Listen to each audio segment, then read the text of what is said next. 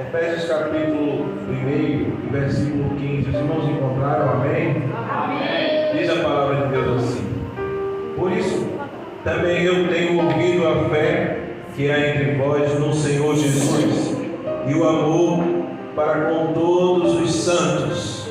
O 16 diz: não cesso de dar graça por vós, fazendo menção de vós nas minhas orações, para que o Deus de nosso Senhor Jesus Cristo, o Pai da glória, vos conceda espírito de sabedoria e de revelação no pleno conhecimento dele, iluminando os olhos do vosso coração, para saberes qual é a esperança do seu chamamento, qual a riqueza da glória da sua herança nos santos, e qual a suprema grandeza do seu poder para com os que cremos, segundo a eficácia da força do seu poder. Queridos irmãos, lessem comigo o versículo número 15. Repita comigo: por isso também eu tenho ouvido a fé que há entre vós no Senhor Jesus. Bem forte agora. E o amor para com todos os santos. Agora abra a sua Bíblia também em Apocalipse capítulo 2.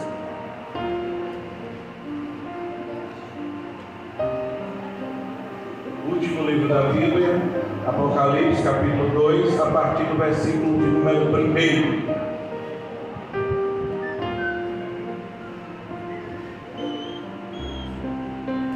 Apocalipse, último livro da Bíblia, capítulo 2, a partir do verso 1. Eu vou aguardar todos encontrar. Amém? Diz a palavra de Deus assim: e ao anjo da igreja em Éfeso escreve: essas coisas diz aquele que conserva na mão direita as 7 estrelas e que anda no meio dos 7 candeeiros de ouro. Conheço as tuas obras, tanto o teu labor como a tua perseverança, e não podes suportar homens maus, e que pusestes à prova os que a si mesmos se declaram apóstolos e não são, e os achastes mentirosos, e tens perseverança, e suportastes prova por causa do meu nome, e não te deixaste esmurecer. Tenho, porém, contra ti que abandonaste o teu primeiro amor. Lembra-te, pois, de onde caíste, arrepende-te e volta à prática das primeiras obras. E se não, venho a ti e moverei do seu lugar o teu candeeiro, para caso não te arrependas. Tens contudo a teu favor que odeias as obras dos nicolaítas, as quais eu também odeio. Quem tem ouvidos, ouça o que o Espírito diz às igrejas. Ao vencedor, dar-lhe que se alimente da árvore da vida que se encontra no paraíso de Deus. Quantos podem dizer amém? Amém. Que o Senhor, pois, aplique essa palavra bendita e preciosa aos nossos corações. Fiz questão de ler 2 textos da palavra de Deus para os irmãos. Um é uma narrativa do apóstolo Paulo. A cronologia desses textos são de 30 anos. De um texto para o outro passou-se 30 anos. O primeiro texto é uma carta do apóstolo Paulo à igreja de Éfeso.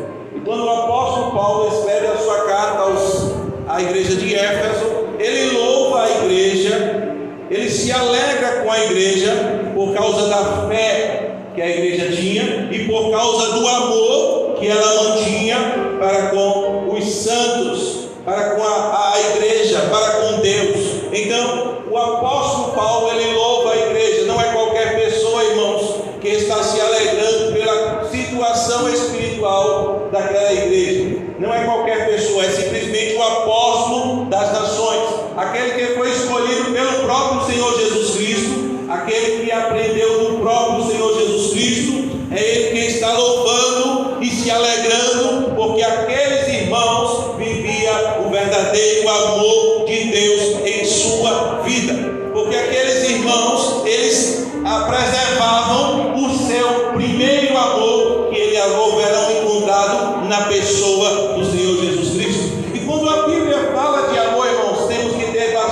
cuidado, porque na primeira carta deste mesmo apóstolo, no capítulo número 16, primeira carta aos Coríntios, no capítulo de número 16 e no versículo de número 14, ele vai dizer assim, preste bem atenção: tudo que você fizer, faça com amor.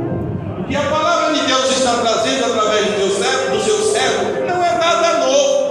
Quando nós lemos o Salmo 100, por exemplo, a Bíblia diz: servi ao Senhor com alegria e apresentai-vos diante dele com cântico, porque o Senhor não aceita que nós o sirvamos de qualquer outra maneira, a não ser com alegria. É com alegria que nós devemos servir ao Senhor, é com amor que nós devemos fazer a sua obra, porque quando fazemos com alegria e com amor, somos aceitos diante de Deus. E a igreja de Éfesos, ela foi aceita por Deus, porque fazia tudo com amor. Paulo louva a igreja por causa do amor que aqueles servos e servas do Senhor tinham durante a sua caminhada cristã. 30 anos se passaram e agora uma nova carta é escrita, agora através do apóstolo João, mas sendo dita, sendo colocada pelo próprio Senhor Jesus Cristo. O Senhor Jesus Cristo agora vem e dá uma revelação ao apóstolo João, o último apóstolo vivo naquele momento, preso em uma ilha, sofrendo bastante, e a Bíblia diz que agora ele é levado aos céus e tem uma visão e uma revelação, e o Senhor diz: João, escreve tudo aquilo que você vê, tudo aquilo que eu te disser. E João começa a escrever, e a primeira coisa que o Senhor Jesus faz no livro de Apocalipse é escrever 7 cartas, cada uma para uma igreja da Ásia Menor. E nós lemos a primeira carta, que também é endereçada à igreja de Éfeso, a mesma igreja que foi louvada antes pelo apóstolo Paulo, agora está sendo também louvada pelo Senhor Jesus. E olha o que o Senhor Jesus diz sobre aquela igreja. Ele diz assim, no versículo de número 1: ao anjo da igreja de Éfeso escreve: estas coisas diz aquele que conserva na mão direita as 7 estrelas e que anda no meio dos 7 candeeiros de ouro. O versículo 2 diz: conheço as tuas obras, tanto o teu labor como a tua perseverança. O Senhor Jesus está elogiando também essa mesma igreja. Por quê? Porque havia labor, porque havia perseverança. A igreja estava trabalhando. Ele diz: conheço as tuas obras. A única coisa que se repete, aliás, a única 2 coisas que se repete em todas as cartas. Primeiro, é que Jesus inicia dizendo: conheço as tuas obras. Isso Jesus diz para as 7 igrejas. E 7 na Bíblia indica o número de totalidade. O que o Senhor Jesus está dizendo também serve para mim, para você. Ele conhece as nossas obras, Ele conhece o nosso labor. Quando fazemos a obra de Deus com cuidado, com amor, com carinho, quando nos dedicamos em fazer a obra de Deus, não pense de forma alguma que o Senhor não está vendo. Talvez o homem não veja, talvez alguém não veja, mas o Senhor Jesus está dizendo para mim, para você: eu conheço as tuas obras. E ele diz mais: eu sei o teu labor. A ideia do texto é trabalho exaustivo. Aquela igreja suava a camisa, aquela igreja trabalhava e trabalhava muito. Mas não é só isso. Veja o que diz aí no versículo de número 2: conheço as tuas obras e o teu labor. E diz o texto: com a tua perseverança. Era uma igreja perseverante. Não era uma igreja que desistia por qualquer motivo, que dava para trás qualquer situação. Às vezes nós vemos alguém desistindo da sua fé em Cristo porque não recebeu algo da parte de Deus, ou porque algo não aconteceu do jeito que ele queria que acontecesse, ou porque Deus demorou para dar uma resposta. Não, irmãos, Deus quer que tenhamos perseverança na sua obra. Deus quer que tenhamos perseverança em nossa caminhada, porque aqueles que perseveram certamente recebem da parte de Deus a glória e o louvor pela sua perseverança. Observe que o próprio Senhor Jesus está elogiando aquela igreja, dizendo: a tua perseverança.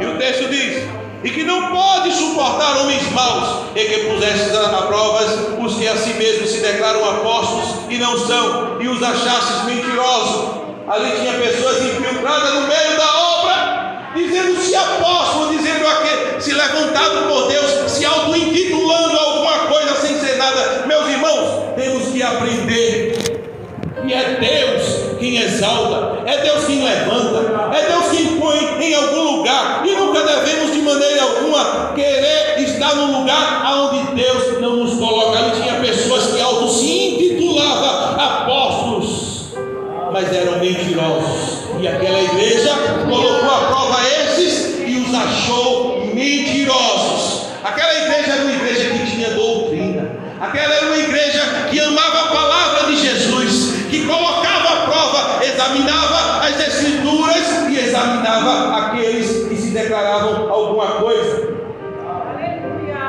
O versículo 3 diz: e tens perseverança e suportastes provas por causa do meu nome.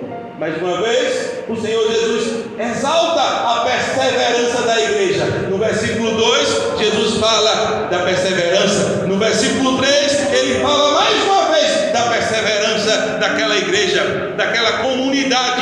E aí ele acrescenta dizendo: e suportastes provas por causa do meu nome. Temos que estar preparados, irmãos, para também suportarmos provas, passarmos por tribulações, por dificuldades.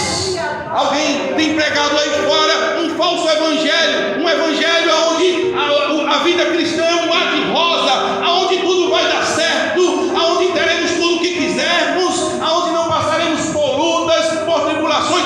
Esse não é o evangelho de Jesus. O evangelho de Jesus, ele diz para mim e para você: no mundo tereis aflições, mas tende bom ânimo, eu venci o mundo.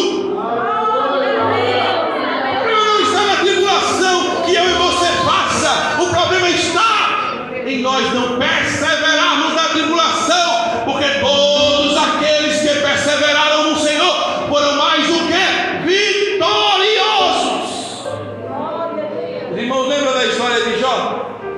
Que prova terrível, irmãos, aquele homem passou, mas a Bíblia diz que ele esperou com paciência, e nós vimos o fim que Jó recebeu. Assim é todo aquele que com paciência persevera no Senhor. A vitória é certa, porque nós somos mais do que vitoriosos em Cristo Jesus. E ele louva essa igreja porque ela suportou provas por causa do nome de Jesus. Se você sofrer porque você é crente, se alguém te excluir porque você é crente, se alguém se afastar de você porque você é crente, glorifique e exalte o nome do Senhor, porque isto é a maior honra que você pode sofrer. Não é aquele que sofre porque faz coisa errada, porque se intromete em coisa errada, mas aquele que é excluído porque é crente, aquele que é rejeitado porque é crente, aquele que é maltratado porque serve ao Senhor. Ah, irmãos, é glorioso sofrer por causa do nome do Senhor. E o texto encerra, no versículo 3 encerra dizendo: e não te deixastes esmorecer. Olha que coisa maravilhosa. Suportou as aflições, suportou a prova, perseverou, e o melhor de tudo, não esmoreceu durante a caminhada. Às vezes queremos esmorecer, às vezes queremos desistir, às vezes queremos dar para trás, mas o Senhor tem por felizes aqueles que perseveram até o fim. Tu, porém, vai até o fim. O Deus que te chamou é o Deus que vai te fortalecer para você chegar até o fim da sua caminhada. Mas o Deus que reconhece o meu e o teu valor, o Senhor que exalta a mim e a você por estarmos na posição que Ele deseja, nós estejamos, é o mesmo Senhor que nos corrige. E se a Bíblia diz que nós não aceitarmos a sua correção, já não somos filhos, mas somos bastardos. E olha o que ele diz para a igreja agora no versículo de número 4: tenho porém contra ti que abandonastes o teu primeiro amor. A primeira igreja é louvada por causa do seu amor. Agora, 30 anos depois, o Senhor Jesus vê características boas naquela igreja, mas tem um porém, irmãos.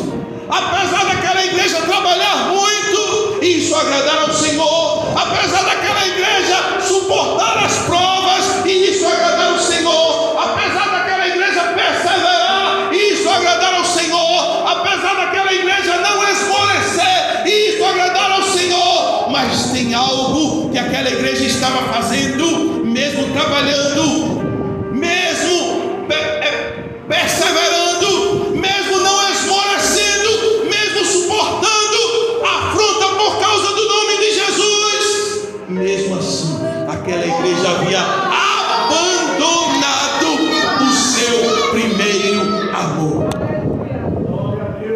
É muito sério isso, irmãos. Esta exortação da parte do Senhor para comigo, para com cada um de nós. O maior desafio da igreja é fazer tudo isso que a igreja fez: perseverar, trabalhar, batalhar, não esmorecer, mas não abandonar o seu primeiro amor. E como é que acontece isso, irmãos? É quando nós só louvamos, é quando nós só trabalhamos, é quando nós só oramos, é quando nós só evangelizamos. E não é assim, irmão Marcos? Não. E como é, irmão Marcos? É orando com amor, é trabalhando com amor, é evangelizando com amor, é fazendo a obra de Deus com amor, com o coração ardendo, como no princípio. Ainda não encontrei, poucos são os crentes que tenho encontrado, que têm dito: o meu atual estado de fé é melhor do que o dia que eu me converti.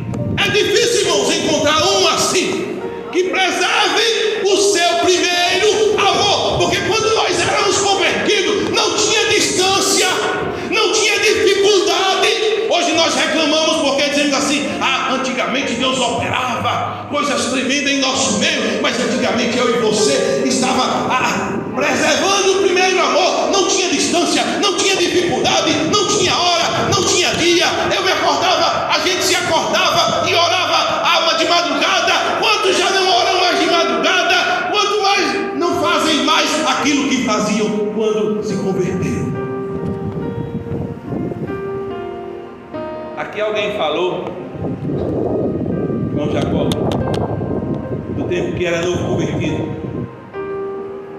Quando a gente era novo convertido, até uma oportunidade que a gente ganhava, a gente vinha temendo e tremendo, as pernas vinham tremendo, porque nós tínhamos a consciência plena de que o Senhor estava aqui. Era como se o Senhor estivesse materializado, irmãos. A gente vinha temendo e tremendo. Quando chegam aqui e já não temem e já não tremem mais, como no dia que era um novo convertido. Eu nunca vi um novo convertido duvidar de nada. A gente chega para o novo convertido e diz assim: Deus é poderoso para fazer isso. O novo convertido, então vamos orar agora, porque Deus vai fazer. E ora e acontece. Mas quando nós crescemos, quando nós aprendemos, quando nós nos tornamos independentes,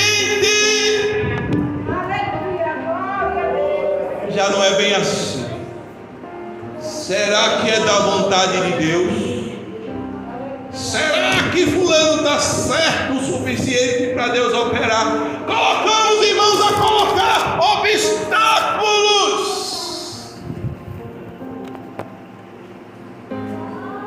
Novo convertido é aquela pessoa apaixonada por Jesus. Eu não sei se os irmãos aqui já passaram, acredito que sim, aquele período de namoro, já querendo noivar, querendo casar e querendo encontrou aquela moça e o seu coração batia forte, ou o contrário. E aí, quando chegava perto, tremia, esmorecia, e era capaz de fazer qualquer coisa. Eu já vi gente fazendo o seguinte: olha, a pessoa mora aqui em Dois Carneiros, um exemplo, está lá na Lagoa Encantada, e a outra pessoa mora lá no Cabo. Aí o amor é tão grande, irmãos, que ele diz assim, a pessoa que mora no Cabo diz assim: olha, eu vou ter que ir embora porque eu moro longe, tenho que estar cedo. Ele: não, eu te levo, é o meu caminho. Ou seja, não tem dificuldade. Fazia de tudo. Quando nós éramos novos convertidos, nós éramos assim, irmãos. Não tinha tempo ruim, não tinha dia ruim, não tinha chuva, não tinha dificuldade, não tinha distância.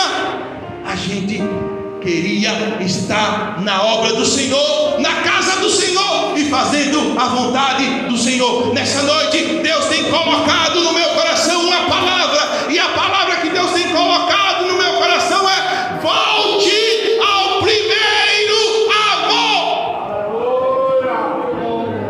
para que você possa viver as coisas que você vivia quando era um novo convertido. Eu nunca esqueço de algumas coisas, irmãos, que eu vivenciei como novo convertido. Nunca esqueço. Coisas que Deus operou grandiosa na minha vida. Eu lembro certa feita que eu vi na televisão, eu estava desempregado. Eu era muito jovem ainda, e eu estava desempregado. E eu vi na televisão a notícia que em tal agência tinha que ir lá para levar o currículo, que tinha vaga. E eu peguei meu currículo, saí na carreira, e no meio do caminho eu lembro que começou a chover, e eu parei debaixo de um lugar lá, parando a chuva, e tinha hora para chegar lá, e aquilo foi demorando, e eu debaixo daquilo ali, parando a chuva, e a hora passando, irmão, daqui a pouco eu vi que eu ia perder a oportunidade, e eu disse assim: eu vou orar. E como todo novo convertido que tem o seu amor, o seu primeiro amor preservado no Senhor, eu naquele momento ali eu orei e disse: Senhor, se eu sou teu filho, para essa chuva agora, em nome de Jesus. Foram só essas palavras, irmão. Quando terminei de orar, a chuva fez assim, ó. Eu saí na carreira, fui até onde tinha de ir, peguei o ônibus, cheguei lá, deixei o currículo. No outro dia, a pessoa estava ligando, segunda-feira: traga os seus documentos. E assim, irmãos, quantos exemplos nós não teríamos a dar como novo convertido, como alguém que preservava o seu primeiro amor. Deus não está interessado na tua intelectualidade, na tua independência, porque você conhece a Bíblia muito, ou porque você sabe muito, ou porque não sei o que. Deus não está interessado nisso. Deus está interessado que você preserve o seu primeiro amor. Às vezes nós pensamos que impressionamos a Deus porque: Senhor, eu conheço agora a Bíblia. Senhor, eu sei pregar. Senhor, agora eu sei falar bonito, eu sei orar bonito, eu oro na igreja grande, eu oro no meio da rua, na igreja pequena, agora eu sei muita coisa. Isso não chama a atenção de Deus em nada. O que chama a atenção de Deus é o nosso amor preservado nele, é nós cremos nele como nós cremos no princípio. Alguns anos depois eu estava na rua,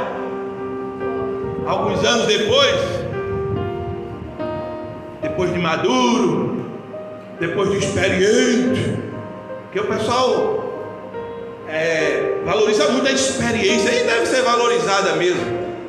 Depois de experiente, uma caminhada cumprida, aí estava eu, irmão, depois de muito tempo na rua, um culto na rua. Eu era o pregador escalado, começa a chover, aí eu me lembrei daquele tempo. Aí eu disse: já sei, eu orei naquele dia com fé, Deus atendeu, vou orar de novo aqui com fé, e Deus vai atender, porque Deus não mudou. Irmãos, eu orei, e a chuva caiu, ai dos irmãos, se não fosse o guarda-chuva, Deus naquele dia estava mostrando para mim que eu tenho que aprender a preservar o meu primeiro amor. Experiência é bom, mas não resolve. Conhecimento é bom, mas não resolve. O que resolve é eu preservar o meu primeiro amor, a minha primeira fé, a minha atitude de dependência total e absoluta de Deus. Sabe onde está o problema, irmãos? É quando a gente começa a baixar as mãos. Aí talvez alguém diga assim: não estou entendendo nada. Observe uma criança pequena, quando ela começa a andar, bem pequenininha, quando ela começa a andar, ela anda e para se equilibrar ela levanta as mãos. Ela levanta as mãos. É assim que Deus quer eu e você, de mãos levantadas. Quando ela aprende a andar, ela baixa as mãos e anda normalmente. O problema de nós é que nós já somos tão independentes que as nossas mãos estão baixadas. Temos que aprender a levantar as nossas mãos novamente para os céus e dizer: Senhor, me ajuda a voltar ao meu primeiro amor. E o problema é tão sério, irmãos, já encerro. E o problema é tão sério que às vezes nós caímos do primeiro amor e nem percebemos. Sabe o que o texto diz? Lembra-te, pois, de onde caíste. Às vezes nós nos afastamos do primeiro amor.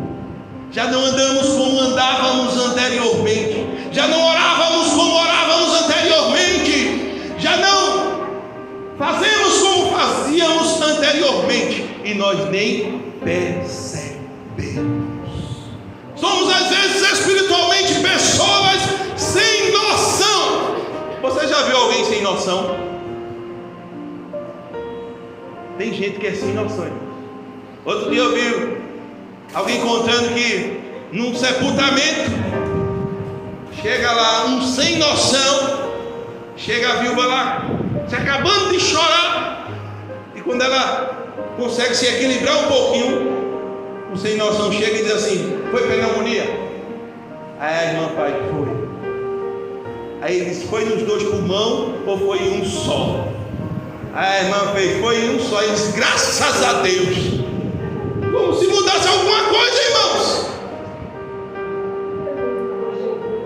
Espiritualmente, às vezes nós somos sem noção, porque nós abandonamos o primeiro amor e nem sequer percebemos. Mas o Senhor que nos ama, o Senhor que nos quer bem, Ele nos chama a atenção e nos diz: volte ao primeiro amor. Se você quer ver Deus operando como operava novamente, se você quer ver Deus curando como curava novamente, se você quer ver as pessoas se convertendo como se convertia antigamente, se você quer ver entrando por essas portas a uma mãe desesperada porque o seu filho aconteceu um acidente e o seu filho morreu e a criança entrou aqui e os irmãos orou e Jesus ressuscitou. Volte ao primeiro amor, volte às primeiras obras, volte às primeiras práticas, porque fazendo isso Deus vai operar como operou no passado. Deus é o mesmo que operou ontem, é o mesmo que opera hoje e é o mesmo que operará amanhã. Ele não mudou, mas nós mudamos, irmãos. Saia daqui nesta noite com uma exortação da parte do Senhor, não da parte do irmão Marcos. Volte ao seu primeiro amor. Volte às práticas das suas primeiras obras e você vai ver coisas sobrenaturais, Deus operando na sua vida. Irmãos, me permita só dizer isso. Permita só dizer isso em nome de Jesus. Entre a casa da minha mãe e a casa do meu irmão era um terreno grande. Tinha um pé, tinha um muro, e do lado do muro do meu irmão tinha um pé de abacate. Irmão, era cada abacate grande. Era cada abacate grande. Mas começou a dar problema, irmão. Porque os meninos do lado de lá eram tudo subindo para tirar os abacates verdes de todo jeito. E minha mãe, já com uma certa idade, começou a se aperrear e deu problema. E teve gente do lado de cá pulando lá do muro de lá para ter confusão. E eu me vi numa situação tão terrível, eu novo, jovem. E eu disse: meu Deus, vai ter uma tragédia aqui na minha casa por causa desse pé de abacate. E aí eu comecei lendo na Bíblia, eu li a história que Jesus amaldiçoou a figueira porque ela não deu fruto. Eu disse: mas essa está dando fruto. Mas irmãos, é só para quem crê. Pela fé, eu coloquei a mão naquele pé de abacate e disse: mas nunca você vai dar um abacate, em nome de Jesus. Tiveram que cortar o pé de abacate, porque o pé de abacate não dava mais abacate. Eu não estou dizendo isso porque eu sou melhor do que ninguém, mas naquele momento eu tinha preservado o meu primeiro